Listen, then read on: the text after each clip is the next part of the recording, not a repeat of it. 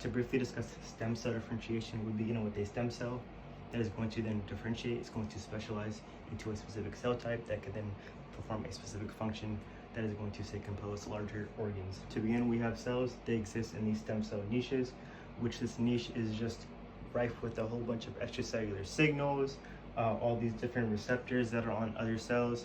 And when these cells are constantly interacting, many of them just remain as stem cells, right? But eventually there's like an overcrowding mechanism that occurs, and cells just eventually get pushed out of this niche. And as a result of them being pushed out of this niche, they then differentiate because they no longer have interactions that are necessary for them to remain as stem cells. This is one process mediating the differentiation, the specialization of specific cell types.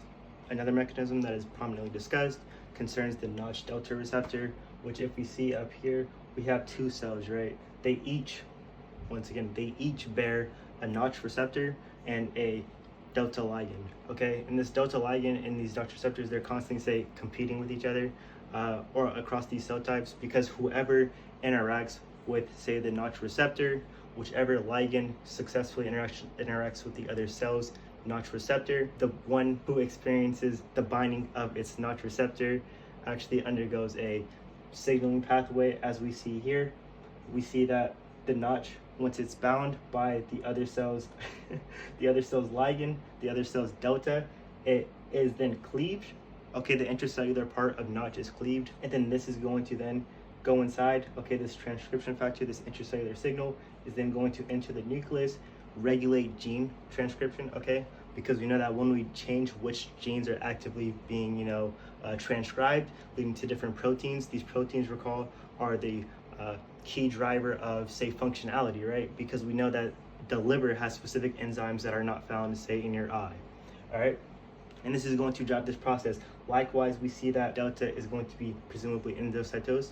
In other words, removed from the cell membrane so it can no longer interact with other cells, and it is then going to follow, say, a specific pathway to differentiate into a cell. So once more, we have two cells competing. One cell successfully interacts with this delta ligand to a Notch receptor, and the one that experienced its binding to the Notch receptor, okay, so whichever one has its Notch receptor being bound is then going to undergo a differentiation pathway. Okay, it's going to be specialized into a specific cell type, whereas the winning cell, right, remains a stem cell.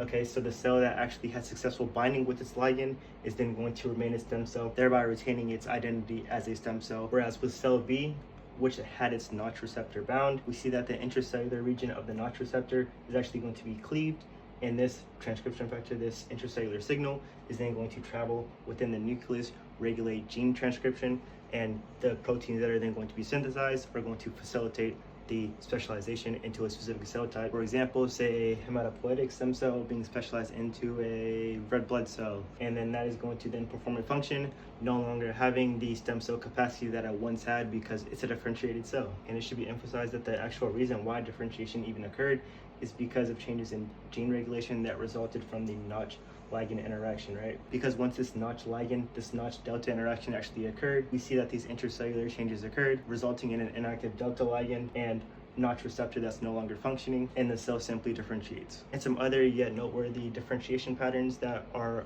commonly discussed in textbooks concerns asymmetrical and symmetrical differentiation, which an example of an asymmetrical process would be, say, during mitosis, when a cell is ready to undergo cell division, it unevenly divides its materials on each side of the cell, on each side of the cell equator, undergoes division.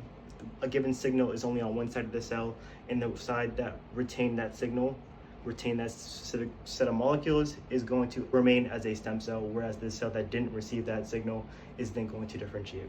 Whereas the symmetrical distribution, as the name suggests, would be, say, each side equally receiving those molecules, and thereby each either undergoing a specific pathway, remaining as a stem cell, or no longer being stem cells entirely. And for stochastic mechanisms, that's pretty much just probability, like whether or not this specific stem cell has a chance of going into either or direction. And lastly, we have environmental, which would be, say, a cell getting absolutely crushed, and then it receiving that tensile stress, a signal, say, from the breaking of an adjacent cell wall fragment, going and floating in the extracellular matrix, binding the cell, and initiating that it, say, undergoes a specific pathway. So that would be these different pathways that I'm going to discuss in this video, and you guys have a nice day.